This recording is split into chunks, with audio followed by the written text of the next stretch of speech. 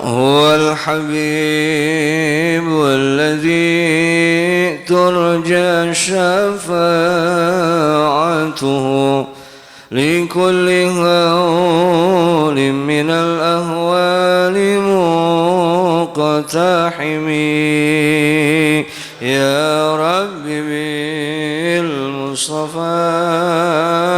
بلغ مقاصدنا واغفر لنا ما مضى يا واسع فهو الذي ثم معنه وصورته ثم اصطفاه حنيئا بارئ النسم يا رب بالمصطفى بلغ مقاصدنا.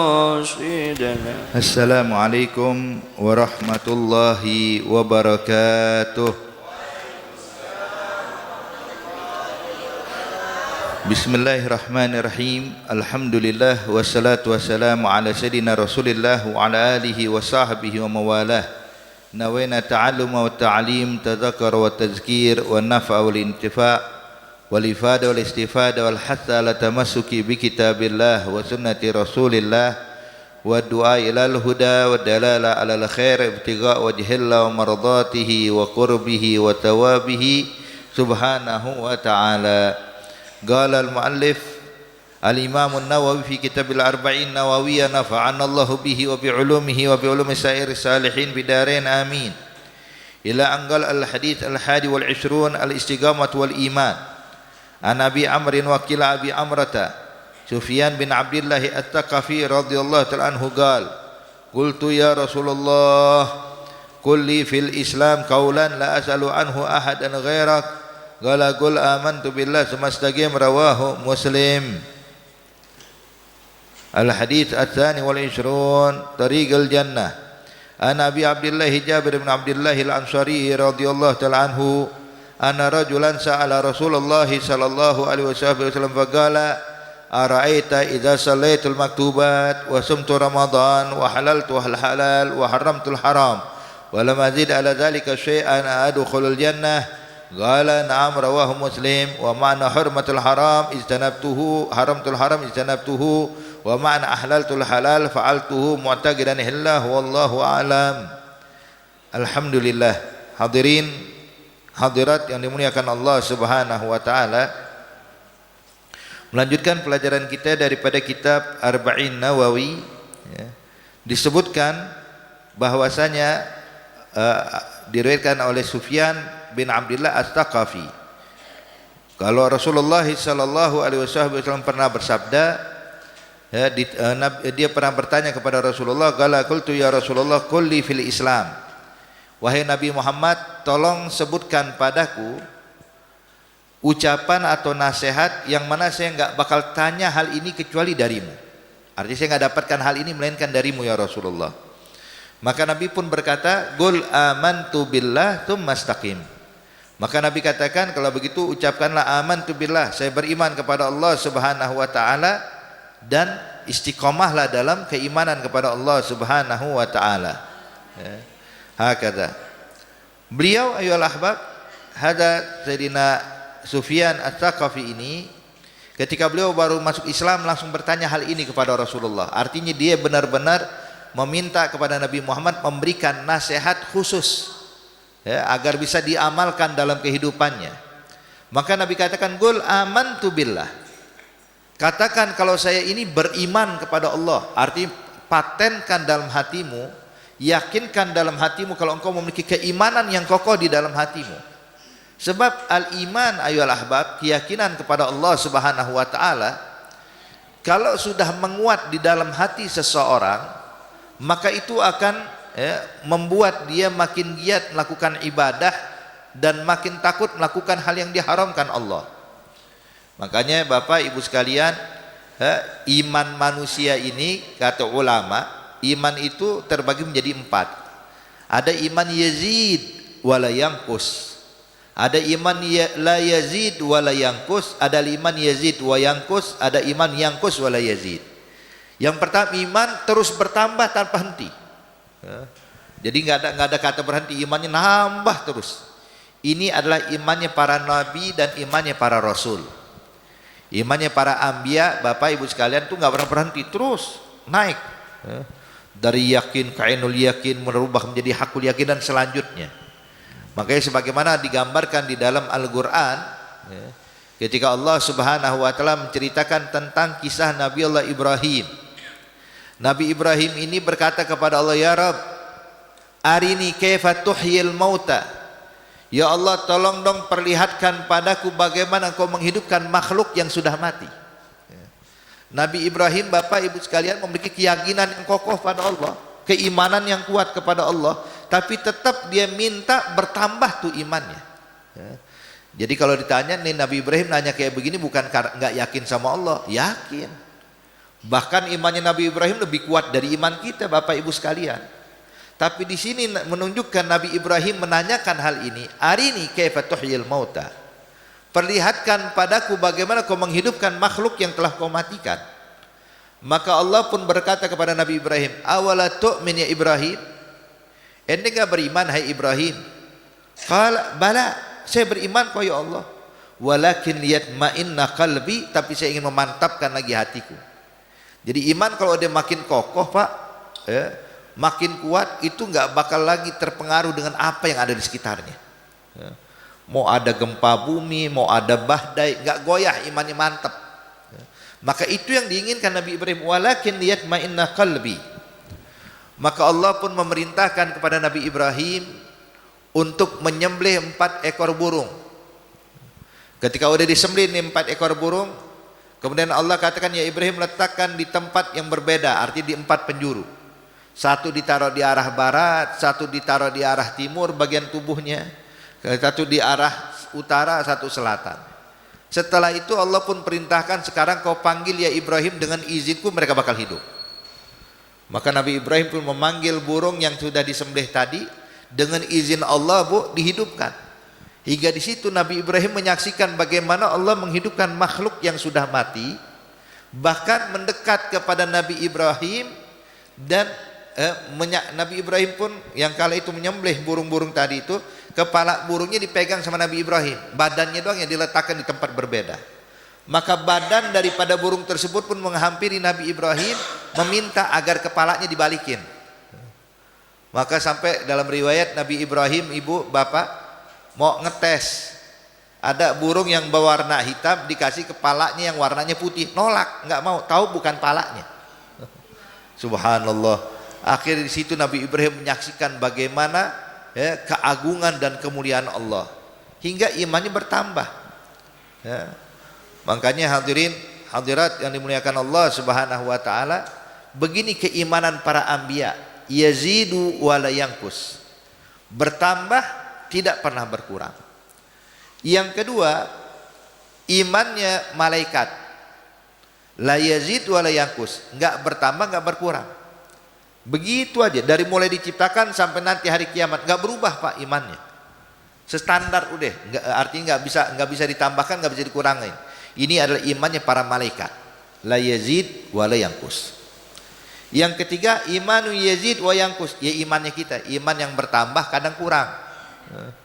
Lagi bertambah semangat datang ke masjid, ibadahnya rajin banget, baca Quran, tapi imannya kalau lagi kendor Pak, aduh, jangankan baca Quran, disenggol juga enggak Al-Quran. Berat rasanya. Ingin melakukan taat kepada Allah kayaknya berat, ada aja hambatannya, ada aja alasannya. Tapi kalau lagi kuat imannya, Masya Allah, enggak pakai disuruh. Inilah iman yazid wa yanqus, kadang nambah, kadang berkurang. Itu imannya kita. Imannya awamul muslimin, kebanyakan orang-orang Islam. Kemudian yang keempat, iman yanqus wa la yazid, imannya kurang terus enggak pernah nambah. Siapa ini?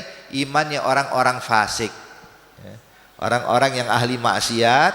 Tadinya punya iman, cuman gara-gara maksiat terus, tiap hari maksiat, tiap saat maksiat, maka imannya yanqus, berkurang, tidak pernah bertambah. Nauzubillah min dzalik.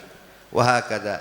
Jadi iman kita ini Ibu, Pak, yazidu wa yanqus, kadang nambah, kadang kurang. Nah, untuk menambahkan iman kita dengan apa? Disebutkan untuk menambahkan iman itu ada beberapa cara, hadirin. Di antaranya adalah dengan membaca Al-Quran. Kita baca Quran bukan sekedar baca Bu ya, tapi memahami makna Al-Quran. Baca Al-Quran dengan memahaminya, baca hadis dengan memahaminya, itu semua tuh yazid, menambahkan iman kita. Ya, jadi kalau kita baca ayat tentang keesaan Allah, tentang keagungan Allah, tentang kedermawanan Allah, tentang kebaikan Allah, baca sambil merenungi makna daripada apa yang kita baca, ini bisa menambahkan iman. Ya, bisa menambahkan iman. Begitu juga hadirin, amalan yang bisa menambahkan iman ya dengan tafakkur, kita merenung. Ya, makanya itu Al-Habib Abdullah bin Alwi Al-Haddad menyebutkan itu dalam kitab Risalatul Muawanah. Jadi ada jalur-jalur tafakkur, artinya renungan itu bisa dari beberapa hal. Di antaranya tafakkur tentang keagungan Allah, tentang alam semesta ini, tafakkur tentang kurangnya amal kita, tafakkur tentang tentang dekatnya ajal, tafakkur tentang hakikatnya dunia, jadi intinya ya ahbab, ternyata untuk tafakkur atau merenung itu banyak sekali apa yang bisa kita jadikan alasan untuk kita renungkan. Kemudian di situ disebutkan oleh ulama bukan cuma apa saja yang bisa kita renungkan, juga disebutkan faedahnya. Kalau ente merenung ini bakal tambah ini, merenung tentang ini akan tambah seperti ini. Wahakadha.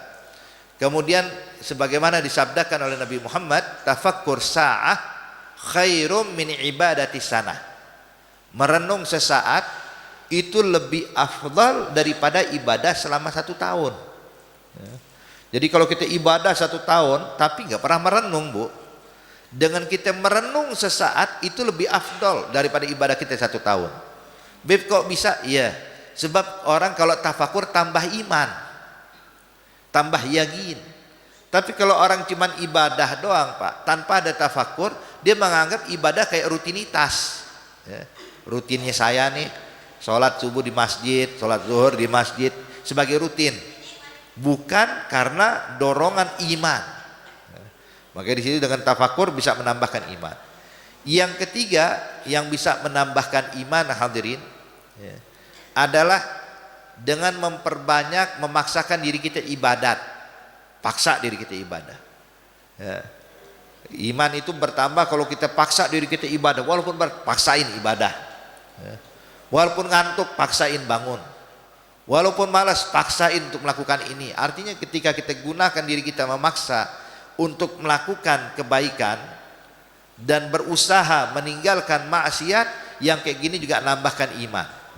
Makanya Allah nyatakan di dalam ayat, walladzina jahadu fina lanahdiyannahum subulana.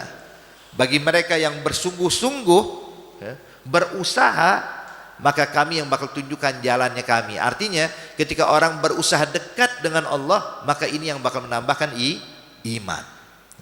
Wahakadha. Jadi ada beberapa poin yang bisa menambahkan iman kita. Makanya di sini ayolah ahbab, penting bagi kita untuk menambahkan iman. Sebab iman kalau sudah bertambah, keyakinan kalau dia nambah Pak Bu, perkara yang nggak nampak seakan-akan nampak depan kita. Yang gaib, yang tidak terlihat seakan-akan jelas di mata kita. Makanya lihat ucapan salah satu sahabat Nabi, Sayyidina Harithah. Waktu berjumpa dengan Rasulullah, Nabi tanya, "Gal kaifa asbahta ya Harithah?" Ya Harithah, bagaimana keadaan engkau di pagi hari ini? Maka dijawab oleh Sayyidina Harithah, "Asbahtu mu'minan billahi haqqan ya Rasulullah." Hari ini ya Nabi, saya merasakan iman saya sangat kuat ya Nabi, sangat kokoh iman saya. Maka ditanya sama Nabi, apa buktinya kalau imanmu begitu kuat ya Harithah? Maka dijawab, ya Rasulullah, ka'anni ara ila arsyillahi barizah wa ka'anni ara ila ahlil jannah fil jannah yatana'amun wa ahlun nar fil nar yata'awwahun. Ya Nabi Muhammad, saat ini nih saya merasa seakan-akan bisa melihat arsy-Nya Allah terbentang di hadapan saya. Ars perkara gaib, tidak nampak hadirin. Tapi bagi orang yang imannya kokoh, seakan-akan tuh ars ada depan dia. Dan dinyatakan, dan saat ini ya Rasulullah, seakan-akan saya menyaksikan penghuni sorga di dalam sorga mendapatkan nikmat, penghuni neraka dalam neraka lagi disiksa dan diazab oleh Allah. Padahal zaman tersebut hadirin, jangankan zaman itu, zaman sekarang sampai nanti sebelum kiamat belum ada orang masuk sorga, belum ada orang masuk api neraka Allah. Tapi subhanallah, Allah bukakan hijab, seakan-akan tuh nampak depan dia. Hingga beginilah makna iman hadirin.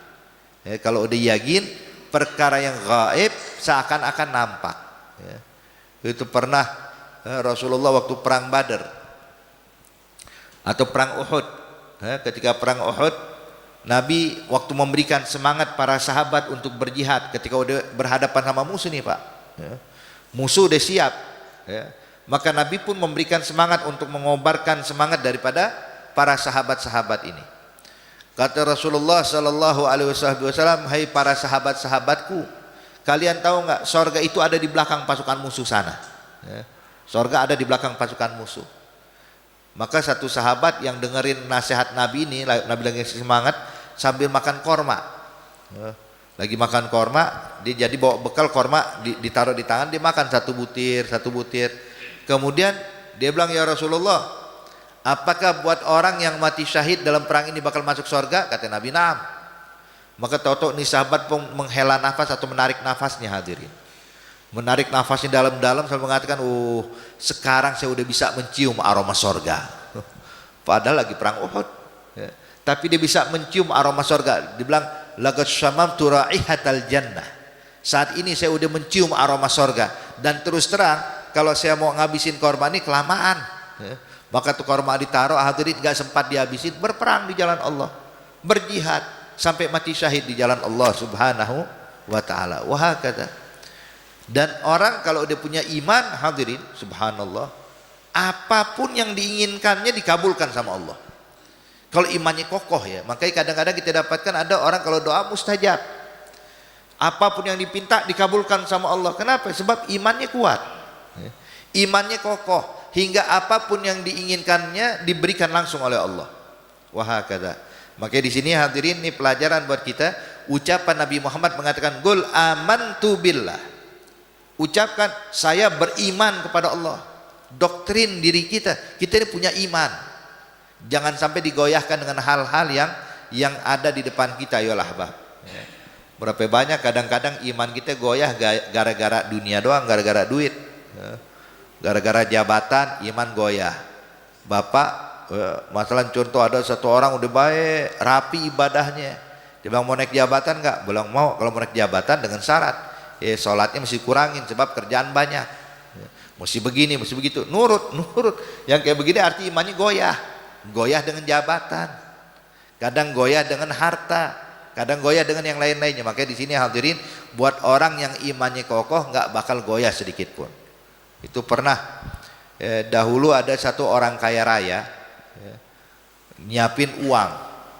Ini uang, dia bilang tolong berikan kepada orang yang kau lihat di depan Ka'bah yang paling soleh, kasih buat dia. Jadi ada utusan diutus nih, waktu mau masuk mau pergi haji atau pergi umrah, dia bilang kata orang kaya ini nitip duit sekian banyak, satu kantong uang. Berikan kepada orang yang kau lihat orang paling soleh di depan Ka'bah. Maka baik tuan, bawa duit. Zaman dulu duitnya masih logam, masih dinar hadirin atau dirham. Ketika tawaf di Ka'bah, waktu muter ngelihat ada satu orang duduk depan Ka'bah lagi i'tikaf. Mata dia subhanallah langsung tertuju. Siapa yang dituju? Yang dilihat ada Imam Ghazali. Di zaman masa hidupnya Imam Ghazali ini. Dia nggak ngelihat orang yang lain. Begitu ngelihat Imam Ghazali itu matanya langsung, wah ini orang soleh nih.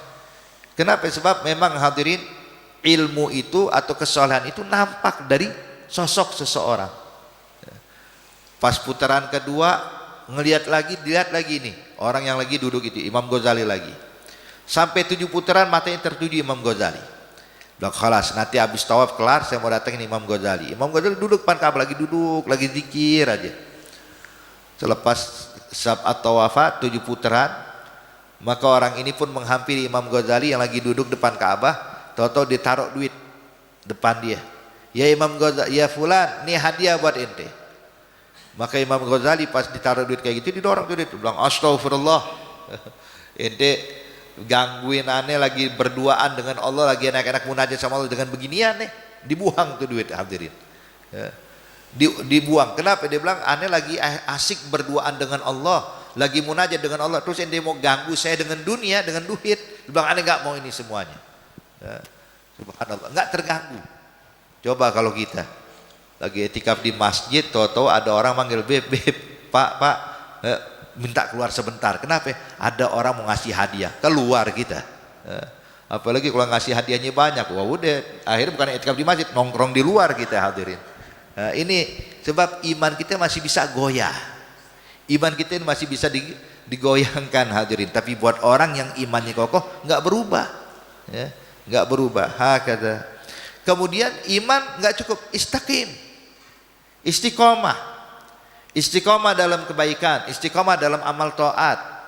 Ya, sebab amalan itu Bapak Ibu sekalian bakal besar manfaatnya kalau kita mau istiqomah. Kalau nggak istiqomah kurang manfaatnya. Mau sebanyak apapun ibadah kita tanpa istiqomah, manfaatnya sedikit.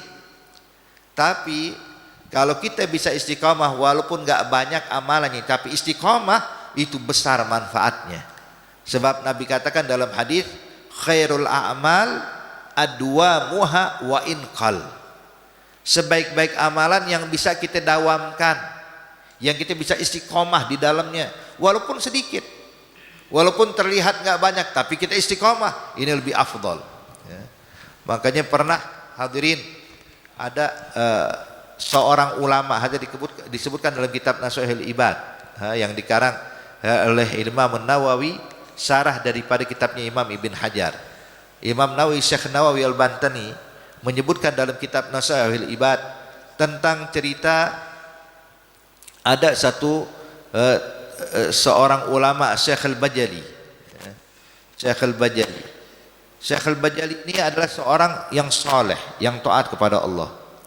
Jadi pernah sekali waktu ketika hadir satu majelis milik seorang ulama yang lain, hadirin, ulama yang tersohor lah ibaratnya di Irak sana.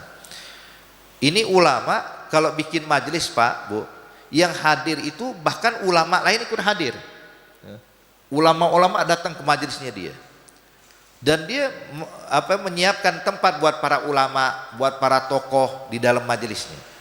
Subhanallah, nggak lama Syekh Al-Bajali datang.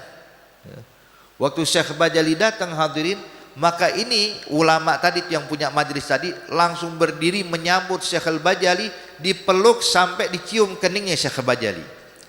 Sebab di sana, kalau di Arab sana Bu, Pak, untuk menghormati seseorang itu dengan mencium keningnya. Jadi kalau dicium kening, tanda nih orang dihormatin sama dia. Jadi ini Syekh bangun meluk dan mencium keningnya Syekh Al-Bajali. Kemudian dipersilakan duduk di sampingnya. Sampai orang-orang bingung.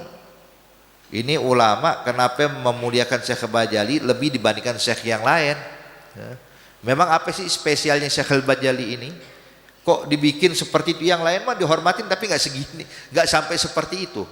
Maka ditanya, dia bilang, ya Syekh, kenapa kau lebih menspesialkan Syekh Al-Bajali dibandingkan yang lainnya?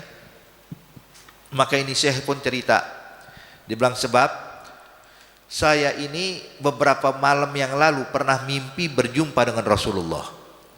Saya duduk sama Nabi, kumpul sama Nabi, sama para ulama-ulama dan lainnya. Gak lama Syekh Bajali datang dalam mimpi saya. Ini Syekh ini datang, Syekh Bajali.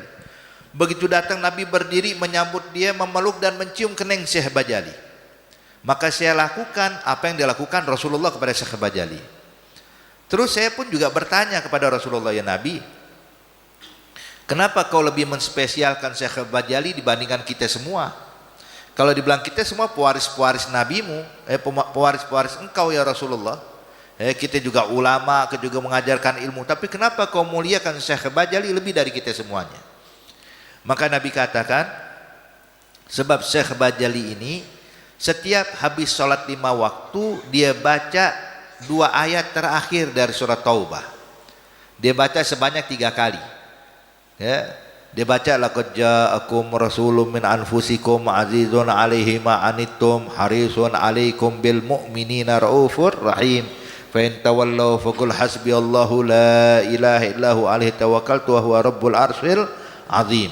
Ini 2 ayat terakhir dibaca oleh Syekh Bajali setiap habis sholat 5 waktu, pasti baca ini sebanyak 3 kali.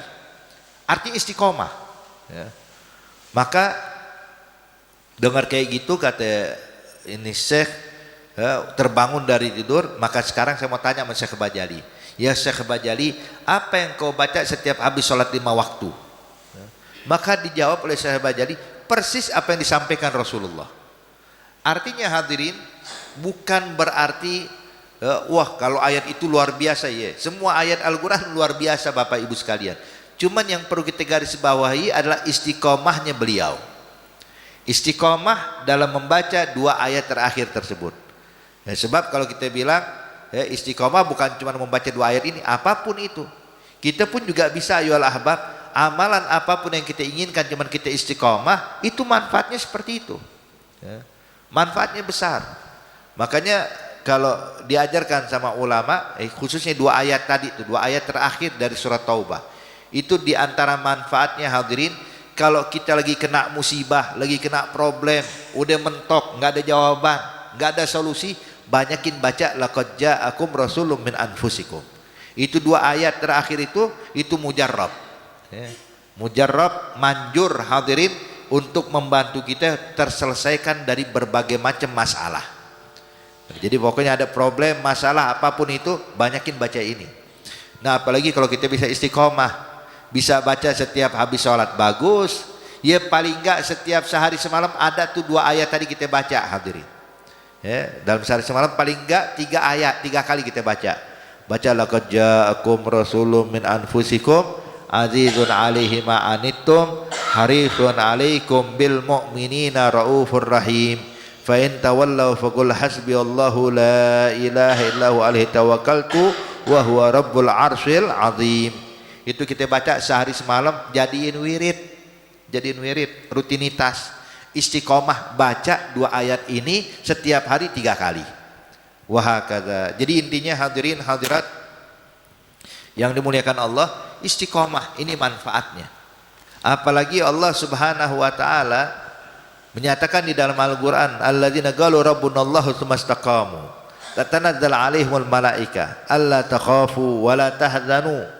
Allah nyatakan tuh bagi orang yang menyatakan saya beriman, Tuhan saya adalah Allah. Kemudian istiqamah dalam menjalankan taat, istiqamah dalam menjalankan kebaikan, Allah nyatakan tatanazzal alaihimul malaikah. Maka malaikat bakal turun silih berganti ke rumah orang tersebut. Jenguk orang yang istiqamah, nengokin orang yang istiqamah.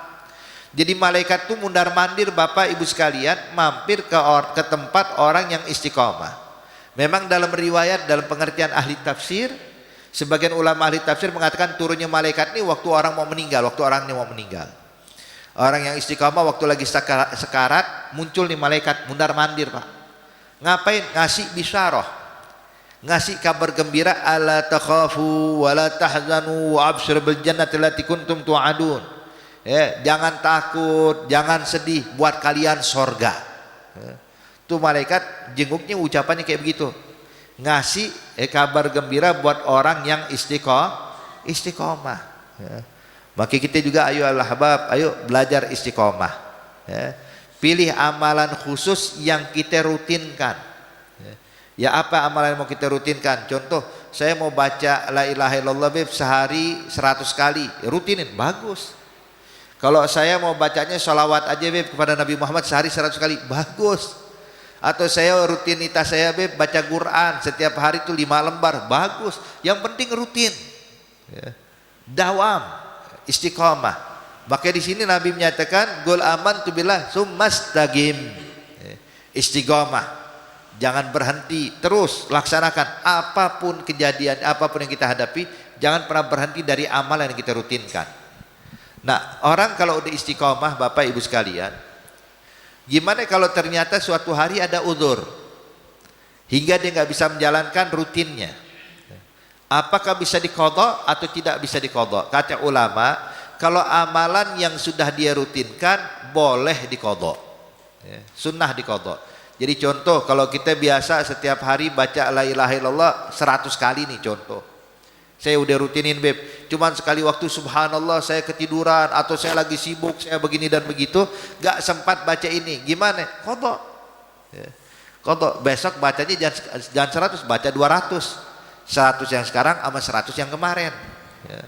Hakadha, jadi boleh diqadha kalau memang ya ada sesuatu hal yang menghalangi kita untuk mengamalkannya. Tapi kalau bisa bisa jangan ditinggal. Makanya ulama menyatakan kalau bisa tuh amalan yang sudah kita tentukan jangan kita rubah-rubah apapun alasannya. Mau kita lagi mau istirahat dulu jangan, pokoknya kalau dia rutin jangan berhenti, rutinin ya. Beb saya ngantuk ya paksain dulu ya. Pokoknya sebelum tidur baca dulu, kenapa? Udah rutinitas saya. Jangan giliran kalau lagi ngantuk udah tidur dulu deh, bacanya nanti, jangan, pokoknya jangan dirubah-rubah udah ya. Pokoknya kalau memang udah kita rutinkan, waktunya waktu udah kita tentukan, jangan dirubah, paksain dulu kita jalanin. Kalau memang udah nggak memungkinkan ya tinggal diqadha, tapi untuk selanjutnya jangan sampai dirubah ya ahbab. Wa hakadha. Taib. Kemudian hadis berikutnya diriwayatkan Abi Abdullah Jabir bin Abdullah Al-Ansari, ya. Saya Jabir cerita bahwa ada satu orang datang kepada Rasulullah sallallahu alaihi wasallam. Ini orang berkata, ini orang Badui, ya, orang pedalaman hadirin. Ditanya sama Rasulullah, ya Nabi, apa pendapatmu kalau saya sholat 5 waktu, saya puasa Ramadan, menjalankan yang halal, meninggalkan yang haram, kira-kira kalau saya amalin ini masuk surga nggak saya? Artinya, Nabi, apa pendapatmu kalau saya sholatnya cuma 5 waktu doang, nggak qobliyah ba'diyah, wala sholat duha, wala sholat witir? Artinya saya nggak ngamalin sholat sunnah. Puasa saya cuma puasa Ramadan doang, saya nggak ngamalin puasa sunnah. Kemudian saya lakukan yang dihalalkan, yang diwajibkan, dan tinggalkan apa yang diharamkan. Kira-kira ya Rasulullah, hanya ngamalin yang wajib doang masuk surga nggak saya? Kata Nabi, nah iya, ente kalau ngamalin yang wajib doang masuk surga. Hadirin hadirat yang dimuliakan Allah, sebab perkara yang wajib ini Pak Bu, ibaratnya kayak modal kita, modal untuk kita bisa masuk ke dalam surga. Kalau yang wajib udah kita kerjakan, dijamin masuk surga, nggak bakal masuk neraka. Cuman kan surga ada tingkatan-tingkatannya. Ada surga paling bawah, ada surga yang VIP, ada surga VVIP. Tinggal pilih mau surga yang mana. Jangan ngamalin yang wajib, cuman mimpinya mau surga VVIP. Nggak cukup, harus amalin juga yang sunnah.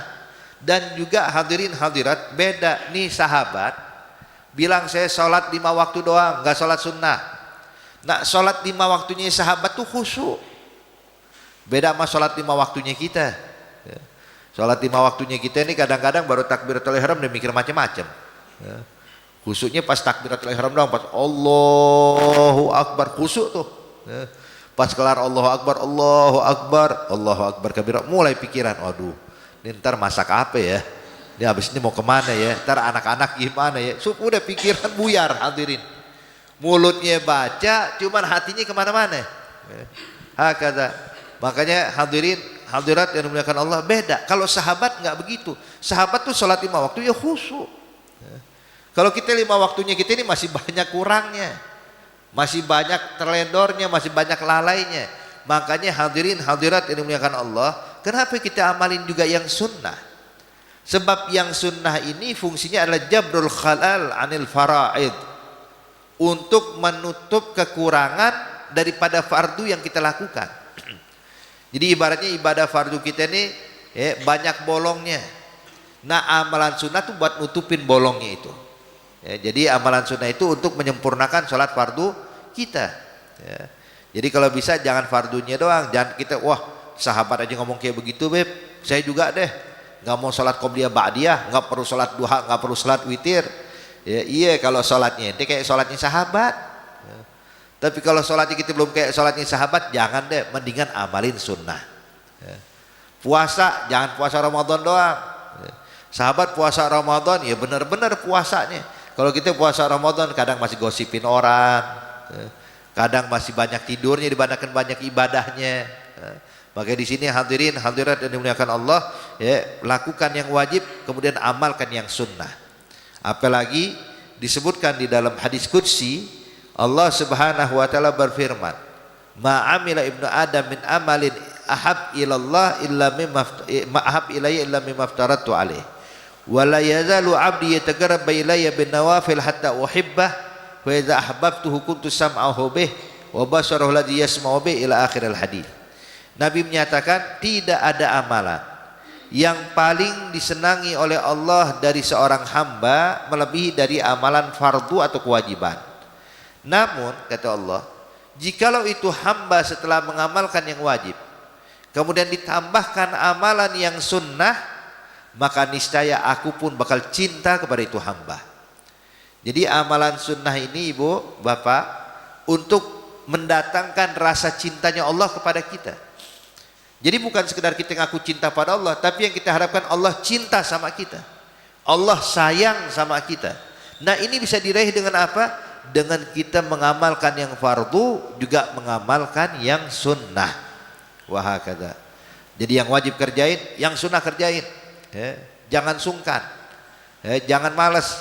Itu bu pak, para salihin, orang-orang yang dekat sama Allah Subhanahu wa taala, dimanapun mereka berada, itu hidupnya mereka itu hidup dengan amalan yang fardu, dengan amalan yang sunnah. Jadi nggak cukup mereka cuma ngamalin yang wajib-wajibnya doang. Kalau kita kan kagak, ya. Kita kadang-kadang kalau dinasihatin, ayo sholat duha, Bib, itu kan cuma sunnah. Ya. Ayo qobliyah ba'diyah, kan nggak wajib, cuma sunnah doang, Bib. Iya betul. Justru karena itu sunnah, ayo kita kerjakan hadirin. Sebab kalau bukan kita, siapa yang mau ngerjain sunnah? Ya. Apakah orang yang nggak pernah hadir majelis pengen ngamalin sunnah Nabi? Apakah orang yang jauh dari majelis kayak begini bakal menghidupkan sunnah Nabi? Kan enggak. Makanya kita nih yang lebih utama. Amalkan yang fardu, tambahkan yang sunnah, ya. Dan ambil kabar hadirin, kalau kita udah mengamalkan yang fardu plus ditambahkan yang sunnah, niscaya Allah yang bakal cinta kepada kita. Kalau Allah udah cinta, apapun yang kita mau dikasih, ya. Kalau lihat ibu bapak, ya, kadang-kadang kalau anak kita minta, kita lagi ada rezeki nih, anak kita minta sesuatu, ya, kita beliin. Kita nggak membelinya juga bukan berat hati, kita kasih tuh. Tapi coba kalau anak orang lain minta-minta sama kita, ya, Pak tolong saya Pak beliin ini, kita mungkin ragu mau mengeluarkan uangnya. Kenapa? Padahal usia anak kita dengan anak tersebut sama usianya hadirin. Tapi subhanallah, kenapa kita lebih mengutamakan anak kita? Sebab kita sayang sama anak kita, sebab kita cinta sama anak kita. Nah begitu juga kita, kalau kita disayang sama Allah bu, ya, kita udah disayang sama Allah, apapun yang kita minta dikasih sama Allah, ya. Makanya banyakin amal sunnah. Jadi kalau saatnya kita, Beb saya udah doa, udah ngamalin ini ngamalin itu, kok kayaknya kurang dikabul ya doa saya. Enggak, mungkin kitanya kurang banyak ngamalin yang sunnah, ya. Amalin yang sunnah, bikin tuh Allah sayang sama kita, Allah cinta sama kita hadirin. Makanya di sini amalkan juga yang sunnah, yang wajib kerjakan, yang sunnah kerjakan. Kemudian dinyatakan hadirin hadirat yang dimuliakan Allah Subhanahu wa taala, ya, ini ucapan seorang sahabat tadi, ya, mengatakan saya cuma mengamalkan yang wajib doang ya Rasulullah, tidak mengamalkan yang sunnah, apakah saya masuk surga? Kata Nabi ya. Ini menunjukkan bahwasanya amalan fardu itu udah cukup sebenarnya kalau kita kerjakan. Tapi tadi seperti saya sampaikan, surga itu bukan satu level. Surga itu banyak levelnya. Jadi semakin banyak kita amalin sunnah, maka makin naik levelnya kita, makin tinggi kedudukan kita. Makanya jangan sampai kita ini bu, pak, semangat kita ini kendor atau semangat kita ini rendah. Yang penting masuk surga deh beb, yang penting gak masuk neraka. Jangan. Nabi nyatakan dalam hadis kata Rasulullah, iza sa'altal jannah fas'alil firdausil a'la. Kita ini kalau minta sorga sama Allah, jangan minta emperan sorga, Ini sok tawadhu, ya Allah masukin saya surga, paling bawah nggak apa-apa deh. Di pintunya aja nggak apa-apa deh, jangan. Kata Nabi kalau minta surga sekalian minta surga Firdaus, surga paling tinggi. Ya. Minta yang paling tinggi kepada Allah, jangan kita ragu, jangan kita malu minta sama Allah. Minta sebanyak-banyaknya. Semangat tuh harus tinggi hadirin. Makanya pernah ada satu sahabat datang kepada Rasulullah. Jadi kata Nabi, pernah Nabi bilang kepada ini sahabat, kata Rasulullah, salni ma turid, pinta apa yang kau inginkan. Kata ini sahabat, ya Rasulullah apa aja? Apa aja? Dia bilang kalau gitu saya pengen minta 20 ekor kambing ya Rasulullah. Kata Nabi cuman itu cukup, 20 ekor kambing banyak ya Rasulullah, saya cuma minta kambing aja 20 ekor. Kata Nabi, baik saya berikan, tapi terus terang ya, semangat ente ini kalah dengan perempuan tua dari Bani Israel. Loh, perempuan tua dari Bani Israel siapa ya Rasulullah? Nabi cerita. Jadi dulu waktu zaman Nabi Musa, ya, waktu mau keluar mau meninggalkan Mesir, Bu, Pak, kan Nabi Musa disuruh bawa Bani Israel hijrah dari Mesir ke negeri Syam, ke Palestina nih. Waktu jalan, ya, Malaikat Jibril bilang, "Golia Musa, Nabi Yusuf itu sebelum meninggal wasiat." Ya, dia bilang wasiat. Nabi Yusuf kan tinggal di Mesir, meninggal di Mesir, Pak. Jadi waktu Nabi Yusuf tuh menjadi salah satu menteri di Mesir, disebutkan dalam Al-Quran sampai wafat. Ya, itu Nabi Yusuf wasiat. Apa wasiat beliau? Wasiat kalau Bani Israel keluar dari Mesir, tolong jenazah saya dibawa juga keluar dari Mesir. Ya, jadi pokoknya saya mau ngikut di mana Bani Israel, tolong bawa jenazah saya. Nah ini perlu kita pahami, Bani Israel hadirin. Israel adalah nama lain Nabi Yakub. Ya. Yakub bin Ishak bin Ibrahim. Jadi Nabi Ibrahim kan punya anak dua, Nabi Ismail, Nabi Ishak. Nabi Ishak itu anak keturunannya jadi nabi-nabi Bani Israel hadirin. Nabi Ismail keturunannya nggak ada yang jadi nabi kecuali cuma Nabi Muhammad. Ya. Jadi Nabi Ishak punya anak diantaranya Nabi Yakub. Nah Nabi Yakub itu orang yang pertama digelari Israel. Ya. Jadi Israel itu artinya hamba Allah. Ya. Nah anak Nabi Yakub ini ada 12 yang laki-laki, 12 anak laki-laki. Makanya dinamakan Bani Israel, anak-anaknya Nabi Yakub. Nabi Yusuf itu Bani Israel. Ya. Nah setelah itu, Bu, Pak, keturunan dari Nabi Yakub ke bawah itulah Bani Israel. Ya. Bani Israel, Nabi Musa tuh Nabi Bani Israel, Nabi Isa, Nabi Zakaria, Nabi Yahya, Nabi Harun, Nabi Sulaiman, Nabi Daud, itu semua Bani Israel. Ya. Keturunan daripada Nabi Yakub bin Ishak. Nah Nabi Yusuf bilang wasiat sebelum meninggal, dia bilang saya ini pengen selalu dekat dengan Bani Israel. Pokoknya Bani Israel kemana, bawa jenazah saya. Kalau saya udah meninggal, bawa kuburin di tempat di mana Bani Israel. Maka subhanallah hadirin, waktu diomongin kayak gitu, Nabi Musa baru mau keluar dari Mesir nih, dipesan sama malaikat Jibril, ya Musa, itu Nabi Yusuf udah wasiat, jenazahnya minta dibawa. Cuman Nabi Musa nggak tahu di mana kuburannya. Di Mesir betul, tapi yang mana kuburan Nabi Musa? Akhirnya ditanya kepada Bani Israel nih, yang umatnya nih, kalau kalian tahu nggak di mana kuburan Nabi Yusuf? Di mana kita mau pindahin tuh kuburannya? Kita mau pindahin jenazahnya, wasiat dari beliau. Semua orang geleng kepala, nggak ada yang tahu. Dia bilang, oh mungkin ya Musa ada satu orang wanita tua tuh, ya, usianya udah berapa ratus tahun. Mungkin dia tahu di mana kuburan Nabi Yusuf. Kata Nabi Musa, panggil deh, suruh kemari. Maka dibawa nih perempuan, dia tua, Pak, udah pakai tongkat, dibungkuk badannya. Waktu mendekat kepada Nabi Musa nanya, ya fulana, ente tahu nggak di mana kuburan Nabi Yusuf? Sebab Nabi Yusuf wasiat jenazah mesti kita bawa.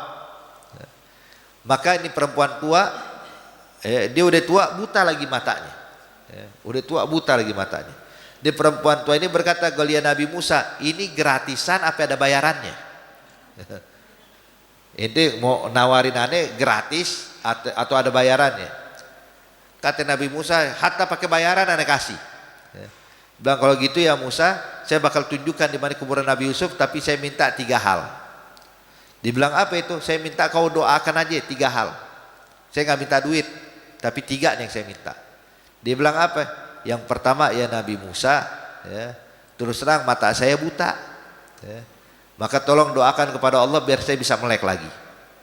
Kata Nabi Musa, marhaba, didoain, ya Rabb, tolong bukakan mata wanita ini, kembali melek, hadirin, bisa melihat. Kata Nabi Musa, apa yang permintaan kedua? Permintaan kedua ya Nabi Musa, saya ini udah tua, jalan susah. Jadi kalau pengen tunjukin di mana kuburan Nabi Yusuf lumayan jauh, capek. Jadi tolong ya Nabi Musa doain biar saya jadi balik muda lagi. Kata Nabi Musa, ya udah didoain, balik muda lagi Bu, dari ratusan tahun jadi usia 30 tahun lagi. Masya Allah, ya, kembali seger, ya, jadi muda lagi. Terus doa ketiga apa? Doa ketiga ya Nabi Musa, saya minta mau jadi nemenin engkau nanti di dalam sorga, murafaqatak fil jannah, bisa nemenin engkau dalam sorga. Kata Nabi Musa, marhaba, ane doain. Maka itu perempuan hadirin, nanti ya Rob, insya Allah kita semua bisa masuk ke dalam sorga, ya, tanpa dihisab. Kita bakal saksikan nih wanita tua jadi pendampingnya Nabi Musa nanti di akhirat. Kata Nabi Muhammad, engkau yang cuma minta kambing kalah sama dia, ya. Ini perempuan tua loh, tapi lihat semangatnya. Kenapa? Minta nemenin Nabi Musa dalam sorga, ya. Cuma minta kambing 20 ekor lagi, mending 2000 ekor ya, 20 ekor, ya, walaupun terlihat banyak tapi intinya itu kecil di hadapan Allah. Wahakada. Jadi kalau pengen minta jangan nanggung, minta yang banyak, ya, minta yang banyak. Hakada. Jadi asyahid hadirin hadirat yang dimuliakan Allah Subhanahu wa taala, ya, di sini di dalam hadis ini, ya, kita ini jangan semangat kita itu rendah. Tinggikan semangat kita. Ya, usaha kita, semangat kita tinggikan. Jadi jangan pernah berharap yang penting masuk surga aja deh, jangan. Minta surga paling tinggi. Cuman surga bukan barang murahan, perlu ada usaha. Makanya Allah nyatakan wa man aradal akhirah wa sa'alaha sa'yaha. Artinya barang siapa pengen masuk surga, pengen akhirat, kemudian dia berusaha semaksimal mungkin dengan mengamalkan taat, mengamalkan ibadah, mengamalkan yang sunnah, lakukan hadirin. Maka ini yang bakal memasukkan kita ke dalam surganya Allah, surga Firdaus yang paling tinggi. Amin ya rabbal alamin. Jadi mungkin hadirin hadirat yang dimuliakan Allah, 2 hadis ini cukup buat kita praktekkan dan kita amalkan dalam kehidupan kita.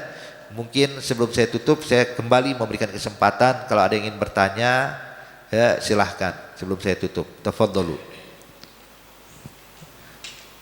Enggak ada ya?